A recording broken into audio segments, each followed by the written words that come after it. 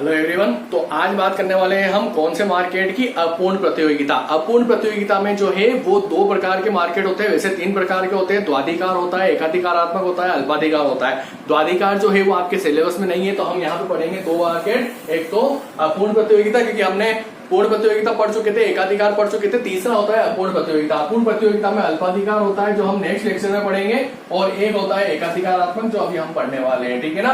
अब यहाँ पर एक चीज आप समझने की कोशिश करना, अपूर्ण प्रतियोगिता, इसके वर्ड से हमें पता पड़ रहा है अपूर्ण प्रतियोगिता वो मार्केट होता है जहां पर पूर्ण प्रतियोगिता और एकाधिकार की जो है कुछ विशेषताओं का जो है सम्मिलित प्रभाव पाया जाता है एकाधिकारात्मक बाजार में, ठीक है ना। इसको आप समझ गए, यानी कुछ विशेषताएं होती है एकाधिकार की और कुछ विशेषताएं होती है पूर्ण प्रतियोगिता की, वो कहलाता है हमारा एकाधिकारात्मक बाजार। पूर्ण प्रतियोगिता जो थी वो एक काल्पनिक अवधारणा थी। ये मार्केट जो है ये अधिकतर हमें जो देखने को मिलता है वो यही मार्केट मिलता है, ठीक है ना। अब चलते हैं हम इसके अर्थ पे। सबसे पहले इसके अर्थ को मैं आपको सिंपल से वर्ड में बता देता हूं कि वह बाजार जिसमें विक्रेता और क्रेताओं की संख्या ज्यादा हो लेकिन वस्तु विभेद पाए जाने से जो कीमतें हैं वो समान नहीं पाई जाती है, वो बाजार कहलाता है एकाधिकारात्मक बाजार, ठीक है ना। जो चेम्बरलिन है अर्थशास्त्री, उन्होंने कहा कि अधिकांश आर्थिक अवस्थाएं प्रतियोगिता, ये देखिए आप, प्रतियोगिता यानी पूर्ण प्रतियोगिता बाजार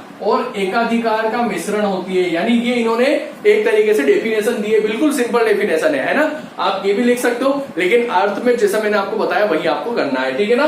तो अर्थ जब आपने देखा, वो बाजार जिसमें एक तरीके से विभेदीकृत वस्तुओं का उत्पादन होता है। विभेदीकृत क्या होता है, मतलब वस्तुएं एक जैसी होती है लेकिन पूर्ण रूप से समान नहीं होती है ना, वो कहलाती है विभेदीकृत वस्तुएं, यानी वो निकट की स्थानापन्न होती है। आपने देखा पूर्ण प्रतियोगिता में क्या था, पूरी तरीके से स्थानापन्न वस्तु थी, ठीक है ना, पूर्ण स्थानापन्न। एकाधिकार में क्या था, स्थानापन्न वस्तु नहीं थी, और यहां पर क्या है, निकट की स्थानापन्न है, यानी आप पूरी तरीके से उसको स्थानापन्न नहीं मान सकते, है ना। आप हाँ ये कर सकते हो कि उसकी जगह उसका यूज कर सकते हो अगर इमरजेंसी आ जाती है तो, ठीक है ना।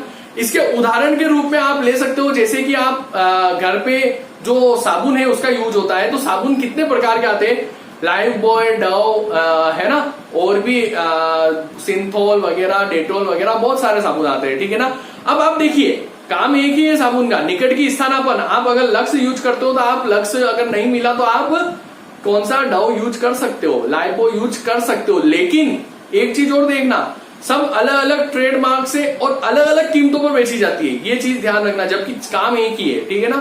ओके, तो वही मार्केट कहलाता है एकाधिकारात्मक बाजार। आप इसमें और भी उदाहरण ले सकते हो, जैसे विभिन्न प्रकार के जो चावल होते हैं अलग अलग क्वालिटी के, ठीक है ना, वो भी इसी के उदाहरण होते हैं, ठीक है ना। तो इसकी विशेषताओं से आप इसको और अच्छे से समझ जाएंगे। देखिए इधर फर्मों की संख्या अधिक, इस चीज को आपको मैंने पहले ही बता दिया, ठीक है ना। अब यहां पर देखिए फर्मों की संख्या अधिक होती है, लेकिन उत्पादन में उनका जो अंश होता है वो कम ही होता है, यानी कुल उत्पादन को वो प्रभाव नहीं करती है, क्योंकि फर्मों की संख्या अधिक जरूर होती है लेकिन छोटी होती है, ठीक है ना। तो वो कुल उत्पादन को है जो प्रभावित नहीं कर सकती, ठीक है ना।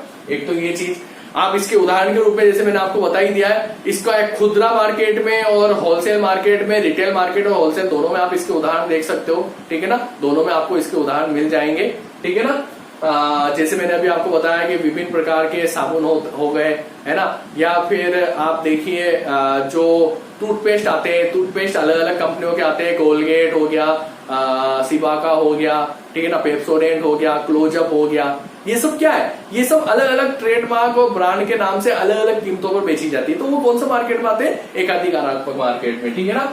दूसरी होती है विभेदीकृत वस्तु, ये इसकी सबसे अच्छी विशेषताएं है और सबसे मेन विशेषताएं है, फीचर्स है, और इसी से इसका अर्थ आप बनाते हो, ठीक है ना। विभेदीकृत यानी वस्तुएं जो है वो पूरी तरीके से समान एक जैसी नहीं होती है, उसमें कुछ अंतर होता है, लेकिन निकट की स्थानापन्न होती है, जरूरत पड़ने पर आप उसको प्रतिस्थापित कर सकते हो, ठीक है ना। अब यहां पर देखिए विभेदीकृत वस्तुएं मतलब रंग, रूप, आकार, वजन में एक जैसी नहीं होती है ना, रंग, रूप, आकार और वजन में एक जैसी नहीं,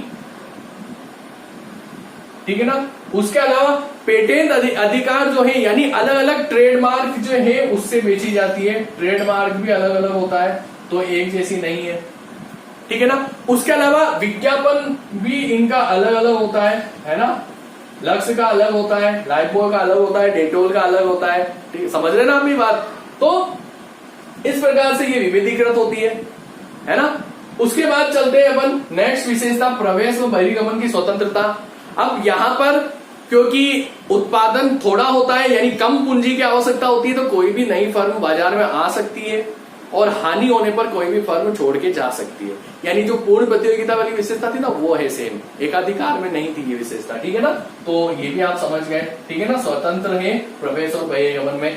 फर्म जो है उसको समूह कहा जाता है। फर्म को उद्योग ना कहकर क्या कहा जाता है, समूह। क्योंकि उद्योग में जो वस्तुएं बनती है वो एक जैसी यानी समरूप बनती है। यहां पर क्या है, वस्तु में थोड़ा बहुत अंतर होता है, तो इसलिए हम फर्मों के जो समूह होगा उसको समूह ही कहेंगे, उद्योग नहीं कहेंगे। ठीक है ना, तो उसको क्या कहेंगे, हम समूह कहेंगे।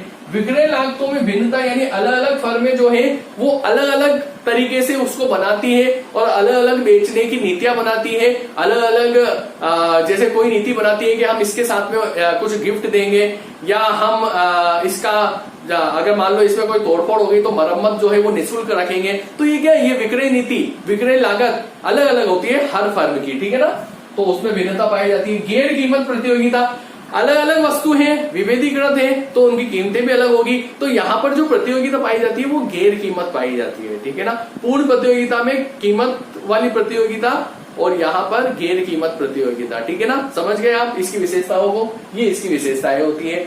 विशेषताओं को समझने के बाद मेरे ख्याल से आप अर्थ बहुत ही अच्छे से समझ गए होंगे कि ये बाजार कौन सा होता है, ये आपके ध्यान में आ गया होगा। ठीक है ना, अब चलते हैं हम इसके AR और MR वक्र पे। ठीक है ना, अब AR और MR वक्र कैसा होता है, ये मैं आपको पहले एक लेक्चर हुआ था जहां पर AR MR वक्र कैसे होते हैं सब बाजारों में बता चुका हूं, लेकिन फिर भी अपन वापस देख लेते हैं। इसमें जो AR और MR वक्र होते हैं वो थोड़े से अधिक लोचदार है ना, मोर इलास्टिक होते हैं। ठीक है ना, क्यों होते हैं अधिक लोचदार? अधिक लोचदार इसलिए होते हैं क्योंकि अगर कीमत में थोड़ा बहुत भी फर्क आ जाए, कीमत अगर थोड़ी भी कम हो गई, तो जो डिमांड है वो ज्यादा बढ़ जाती है। क्यों बढ़ जाती है? क्योंकि बंदा जो है जिस बंदे ने जिस फर्म ने कीमत कम करी उसके पास चला जाएगा, यानी उसकी जो डिमांड है वो बहुत ज्यादा बढ़ जाएगी। तो इसका जो वक्र है वो इस तरीके से अधिक लोचदार होता है, इस तरीके से धीमे ढाल वाला। आपने एकाधिकार में देखा था, उसमें भी वक्र ऐसा ही होता है, लेकिन उसमें थोड़ा सा इस तरीके से होता है। ठीक है ना, तीव्र ढाल वाला। यहाँ क्या होता है, इस तरीके से होता है ना। ये होता है ऊपर वाला AR वक्र और ये होता है नीचे वाला MR वक्र। ठीक है ना, यहाँ देखिए आप, जैसे AR वक्र पे चलते हैं, AR वक्र ही मांग वक्र होता है। यहाँ चलते हैं, जैसे कीमत ये थी और मात्रा ये थी। ठीक है ना, कीमत कम हुई तो मात्रा जो है वो बढ़ी। अब यहाँ देखिए आप, कीमत कम इतनी सी हुई लेकिन मात्रा जो है वो ज्यादा बढ़ गई, तो यही कहलाता है अधिक लोचदार। यानी एकाधिकारात्मक में जो डिमांड कर्व होता है, AR कर्व होता है, वो सापेक्षतया ज्यादा लोचदार होता है। वो क्यों होता है वो मैंने आपको बता दिया। कोई भी फर्म अगर कीमत में कमी करेगी तो उसकी डिमांड बहुत ज्यादा बढ़ जाएगी। ठीक है ना, क्योंकि जो बंदे हैं, जो कस्टमर है, वो उसके बाद ज्यादा चले जाएंगे। ठीक है ना, ये जो अवधारणा है एकाधिकारात्मक बाजार, ये मार्केट में ज्यादा पाई जाती है।